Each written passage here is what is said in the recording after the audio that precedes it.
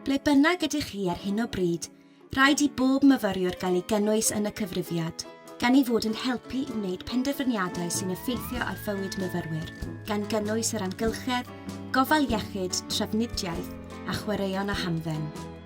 Cofiwch gwblhau'r cyfrifiad ar gyfer eich cyfeiriad prifysgol, hyd yn oed os ydych chi'n astudio gartref ar hyn o bryd oherwydd cyfyngau Covid-19. Ewch ar-lein a gofyn am eich cod. Os ydych chi'n byw mewn tŷ i fyfyrwyr, bydd eich cod yn cyrraedd drwy'r post. Gallwch chi gwblhau'r cyfrifiad fel cartref gyda'ch gilydd neu'n unigol drwy ofyn am god ar-lein.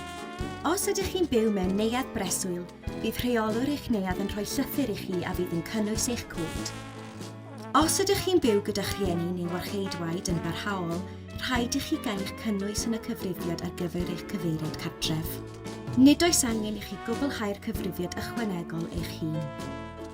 Os bydd angen help arnoch chi, neu ar unrhyw un rydych chi'n adnabod i gwblhau'r cyfrifiad, mae ein staff yma i helpu gyda chyfieithiadau a chanllawiau hygyrch.